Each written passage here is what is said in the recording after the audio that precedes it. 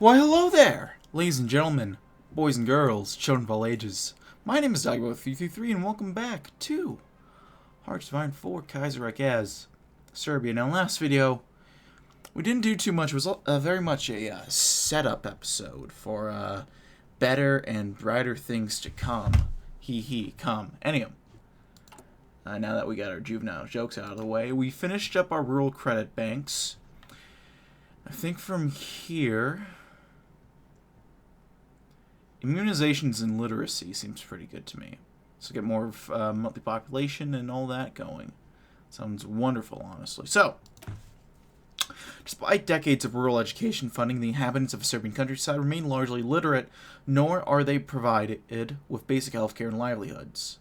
We should establish traveling companies of teachers and doctors to provide Serbian villages with immunization and free lessons on basic literacy.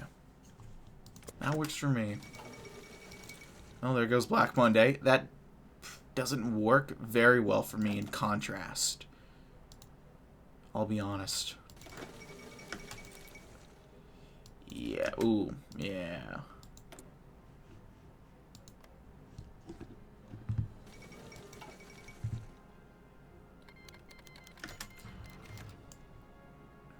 Alright, so Serbia was devastated by the Veltkrieg more than any other nation. Lost core its population, the entire nation was left plundered. Half of it was annexed by Bulgaria, while the rest had to accept massive concessions to the Austrian Empire. And despite it all, Serbia endured, slowly rebuilding a stable, if weakened, economy based around agricultural production and free trade. The reforms by King Alexander II's prime minister were not undone by the Republican government, and so the stable Serbian dinar he fought for remained throughout the 30s. The collapse of the Berlin stock market has undone most of that work. Though Serbia is not as tied to the German economy as other nations in the region, the collapse of worldwide trade has tanked our agricultural exports and so left much of the economy in a void. A package of response measures and reforms is already being prepared, but the populace, hit straight in the pocket, no longer holds as much trust in the Republican Party. After all, they should have prevented this. Oh, this is a disaster. So, on a mission to respond to Black Monday. So we're 15 days in. 15 minus 35. So we have 20 days left, right? 20 plus 35. So we stabilize the dinar. That'll modify Black Monday and make it a little better. So that should help us. So we don't have to cancel any focuses, which is good, because I don't want to lose any more progress.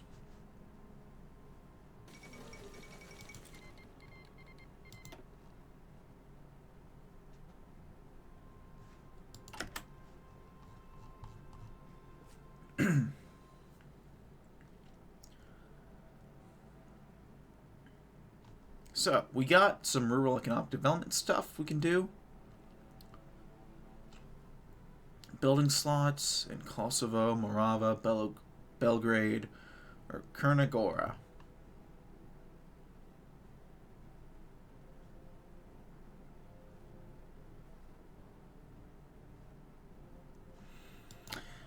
Let's build some more industry up first, I think. Oh, let's turn the night off. And, yeah.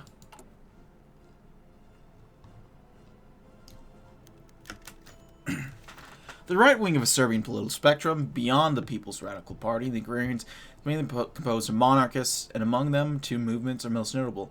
The state party is Serbian Democrats, which is solely the political party of Alexander II's royal dictatorship, and lingers on a small moderate monarchist party concentrated in a few constituencies where they are the strongest, and as they were too insignificant to defend the Republican order, they were allowed to remain legal after the revolution. The second is a party formed after the revolution for a new generation of monarchists named Budenya, or Awakening. And its leader, Dmitry Litovik, has slowly been making a name for himself. Speaking before the Skupština, Litovik addressed what he perceived as the key issues of the Serbian public: the death of God, and a nation overtaken by lust and contempt, and the daily endless crushing of souls by the sledgehammer of capitalism, which the past governments have enabled with their policies. The politician's esoteric way of speaking convinced few and made him few allies in the legislature. but it was characterized of a so-called devotionalist meta. Even back when he was an official in King Alexander II's royal dictatorship and a deputy from Smederevo, Ludovic was unnerving to his peers. He declared his service to the Kaiserreich to be divine providence of the Serbian people, to have a God-bestowed mission in the world. His Orthodox faith was beyond even the fanatical. Leading a far-right extremist nationalist royalist party, Ludovic is a minnow on the political stage, so he's been allowed to remain for now, but who knows where he might end up if circumstances change. We'll watch him closely.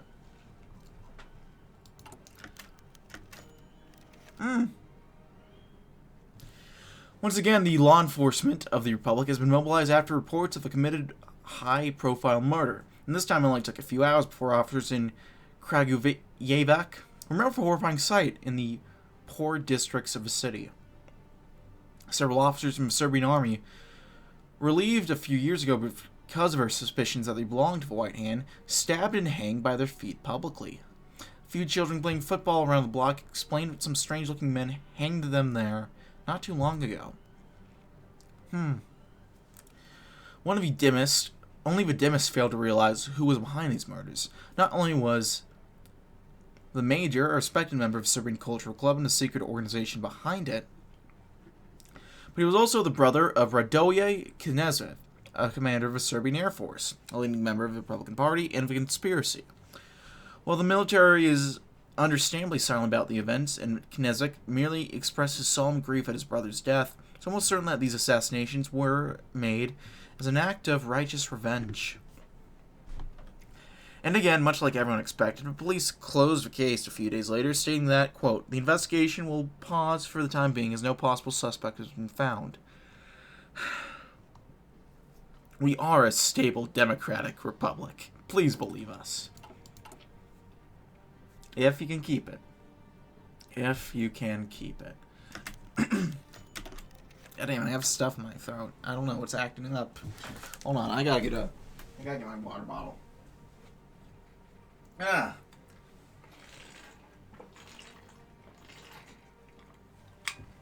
Okay, that helps. Sorta. We'll wait and see. Shit. Several months prior to the parliamentary election from the Serbian Republic, local elections for mayors and district councils have been held in Montenegro. The Montenegrin Federalist Party, the Crnogorska Federalista Stranka, CFS, has acquired an impressive victory. Majority of the mayors, district councils, and other notable elected positions in Montenegro are now held by their members. In addition, the CFS is also plans to contest the Montenegrin seats in the parliamentary election. Both its leaders, Sekuda Drvelic and Novika Radovic, are standing members of the Skupština. The CFS is the moderated successor to the Montenegrin Greens, a guerrilla movement loyal to the house of Petrovic Nijegelos, which operated in Montenegro during the 1920s. When the unification of Serbia and Montenegro into a puppet kingdom under the Karađorđević was proclaimed by the Central Powers, these guerrillas organized into the mountainous regions remained active until the Republican Revolution. While radical members of the movement continued their struggle, as they could hardly expect the restoration of the house of Petrovic Nijegelos. That doesn't sound right. We'll just go with it. Even in a Montenegrin federal unit inside Serbia, moderates and Montenegrin politicians, led by Drvelic and Radovic, sought to negotiate. President Jaza Prodanovic granted them amnesty and signed several concessions for the Montenegrins into law, such as increased local autonomy and recognition of the Montenegrin language. Now that 36 rolls around, the CFS remains a powerful force in Montenegro, and their deputies in the Skupština may prove crucial in swinging the election, depending on who they choose to work with. Well, I was looking this up.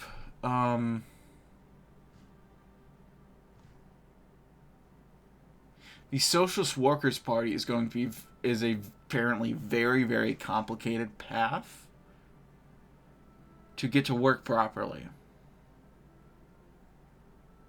I was kind of leaning down that one. Do I still want that one?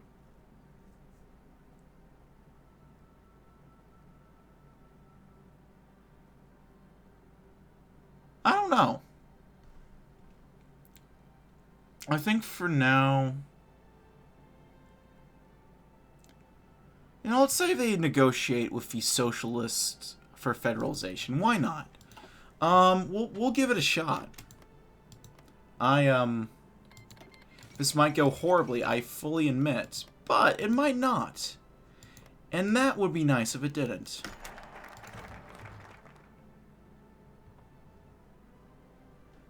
The ongoing economic crisis dealt a serious blow to the mining industries of Montenegro and manufacturing in Belgrade. The workers there are understandably unhappy.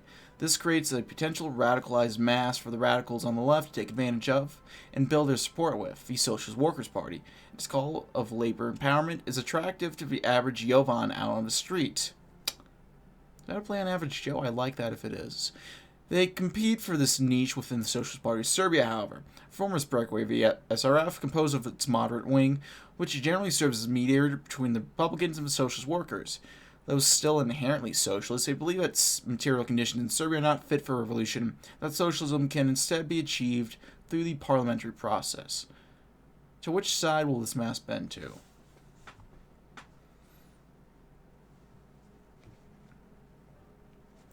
You know what? Workers support a workers' party. It's not rocket science.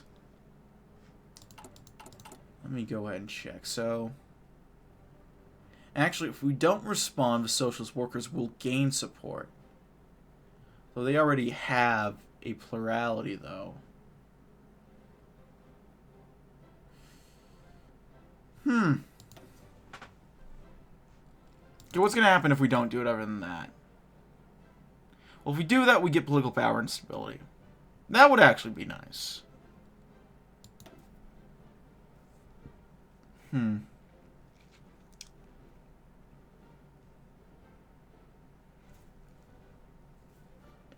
I'll just do to get the political power and stability.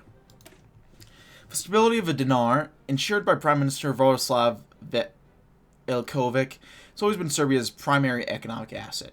Now when a new economic crisis besets Europe, we need to ensure that this asset lasts by any possible means. Well, that was a lot that just happened there. I don't even know everything that did happen. But we'll go with it.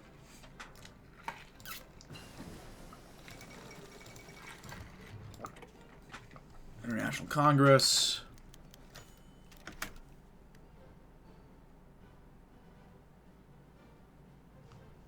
Let's do mechanical computing. And then let's check out the unrest among the Chetniks. The Serbian Chetniks recount history starting with the liberation struggle against the Ottoman Empire, where he served as an auxiliary partisan force in the Balkans to support the regular Serbian army. After the Velkrig, the Treaty of Verhulst ordered all armed Chetnik associates to be dissolved, but the veterans of the partisan struggle remained and initially stood in favor of King Alexander II and his regime. By 25, however, only hardcore royals among the ranks chose to resist the fall of the monarchy, leaving the first few months of the Republic somewhat unstable, whereas many stood down and accepted the change in regime if it meant that the dream of Greater Serbia can continue. Chetnik associations have since been reestablished and began to arm themselves, but their loyalty to republicanism is still questioned. The recent rise of the Socialist Workers' Party has left the loyalist Chetniks far more worried, however. While they can begrudgingly tolerate a republic, a possible socialist regime is completely intolerable. So Chetnik voivodes, such as Ilya Trifulinovic Berkanin, have reached out to the government demanding something to be done, or else they will take their matters to their own hands. The threat of the monarchist sympathies among the Chetniks has remained ever since the revolution, so it cannot simply be ignored. Chances are that no matter what we do, larger sections of the military will no longer trust us.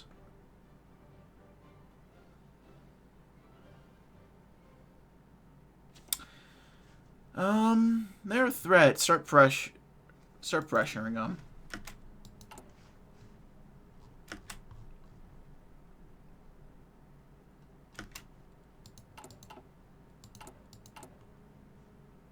Yeah, we still gotta get working on all this.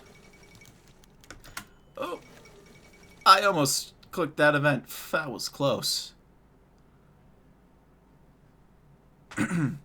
Originally founded as a Republican Democratic Party, the Republicans consider themselves to be successors of the independent radicals of the pre-Veltkrieg era, its left-wing Republican sympathetic faction in particular. It was founded by Ljubomir Stojanovic and Jaza Brdanovic in 1920, instantly moved into opposition to Alexander II's royal dictatorship. Being the most vocal Democratic faction in opposition to the king, it swiftly built up support and championed the Republican Revolution. The Serbian Republic, it is the more left-wing of the two main establishment parties, the other being the People's Radical Party. Into the election of 36, the Republicans go in with everything to lose. They've been in power for the past 10 years under President Brdanovic and Vasic, and now face opposition from left and right. If they seek to remain in power, they need to prevent the center from collapsing, ensuring that neither the socialists nor the socialist workers or the radicals are able to muster a majority without them.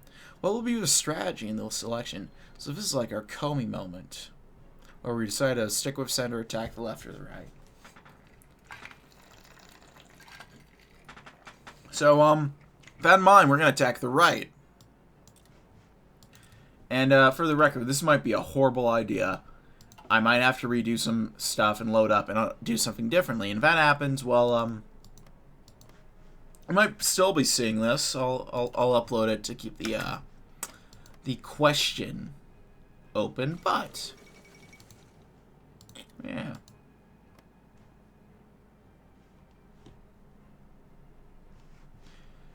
Until we get it more figured out exactly. Socialism in Iran, interesting. The loss in Veltkrieg marked a fundamental change in Serbian society, and its culture was no exception. An absolute majority of Serbian males died in the war, and almost a quarter of its total population, while the few who remained had to return to burned homes, looted towns, abandoned farms, and broken dreams. To cope, many turned to art to express their frustrations and sorrow. Yet, the onset of Alexander II's royal dictatorship stymied the development of Serbian art and culture under heavy censorship. The Republican Revolution in 25 let this pent-up energy loose. The following decade has left its mark in Serbian culture as a period of avant-garde art, literature, and cultural critique. Few movements were more exemplary of this point than Zenetism, named after the arts magazine Zenit. Formed by Ljubomir Mikic, Ivan Gol, and Bosko Tokin. It publishes articles on modern society, art reviews, and cultural publications. While contributors to the magazine are numerous, a common strain of anti-war, anti-nationalist, and anti-capitalist thought runs through it. Above them all, modern Western society. What was the reason why Serbia suffered so much? Mimic and his associates ponder in the page of Zenit. It's because Serbia, having chosen to abandon its unique Balkan spirit and communal, peaceful culture, sold its soul to a greater European civilization in the cold, heartless machine of modern capitalism. That machine gave the modern tools of war to Serbia, with which she killed itself. Some describe Zenitism as anarcho-primitivist, pointing out their scathing critique of modern technology and its lifeless lifestyle, while others see it as taking their thought too literally. As 36 turns, Zenit and the Serbian avant-garde continue their course, even though, as years pass and memory of that Greek devastation grows duller, they become seen as unpatriotic rather than visionary. Oh, those youths are troublesome as always.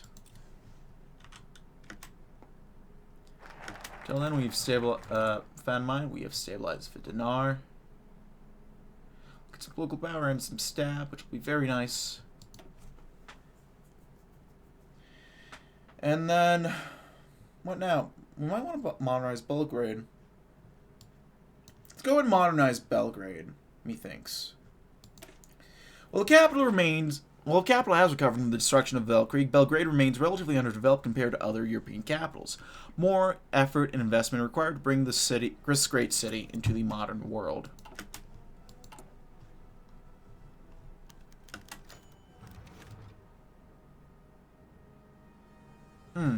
Conspiracy has been observing the election of 36 from the shadows, and the growth of the socialist movement in Serbia has left them concerned. There is no threat of a revolution, at least not yet, and the moderate faction of the SRP is firmly under the secret society's control, but they nevertheless present an unexpected factor in Serbian politics. And when the restoration of Greater Serbia is on the line, the thing which conspiracy wants the most is no unwanted surprise. So the military offers to provide support to the Republican Party and start a secret intimidation campaign among the socialist ranks. By preparing some of the most vocal figures to shut their mouths and fall in line, the party will surely lose steam quickly. I think it's too risky.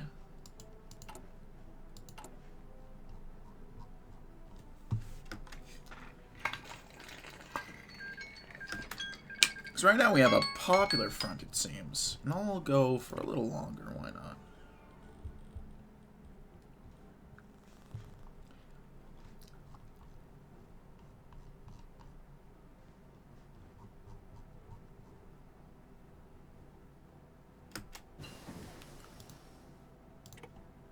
I'll go ahead and swap over to this.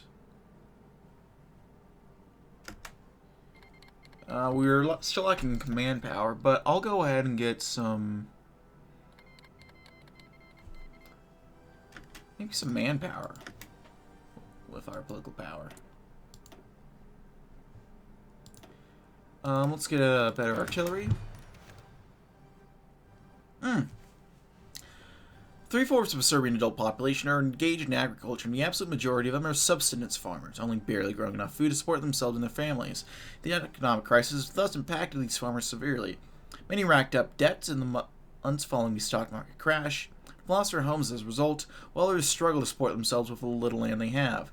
This has made agrarian issues an important talking point in the election, and several parties have been isolated as a front-runners in the available farming voting bloc. The Agrarian Party, run by Milan Gabrilovic and Jovan Jovanovic Pazon, have traditionally represented farming interests, but have yet to escape from the opposition. The Republicans have traditionally been an urban-centered party, but many of their members have been building support blocks in rural Ustiz and Montenegro regions throughout the past decade. Finally, the socialist workers, with their program of radical land redistribution, cannot wait to take advantage of crisis. The specter of socialism is alluring. So we have a joint socialist coalition.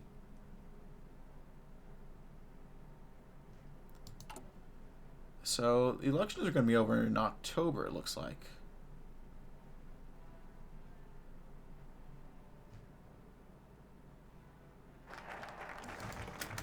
We've modernized Belgrade. I think let's go ahead and invest in Zagregar next. Part of our agricultural mechanization process, we need the industry to support it, as demand for tractors, spare parts, and maintenance sharply rises. Thankfully, the Serbian company Zagredar specializes in its industrial sector. With extra help from the state, they will be able to meet these growing demands with more ease. Hopefully that'll work for us.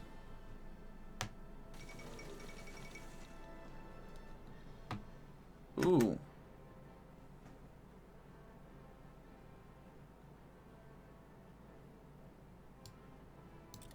That is interesting.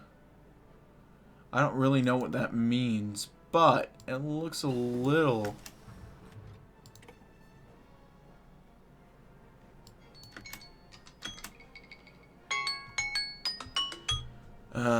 peculiar? I don't know. But what I do know is that it's probably time to cut it here, folks. Thank you as always for watching it, however. If you like the video, leave a like. If not, feel free to dislike. If you want to see more of this content in the future, hit the sub button for more, and even notification bell. Uploading every weekday as well as every Saturday. Or not every, occasionally Saturdays. Not even every weekday anymore because life's been weird. But yeah, it's the same idea, hopefully. If you want to keep up to date with uploads. If you have any comments, feedback, concerns, anything of the sort, check out the comment section of the link below.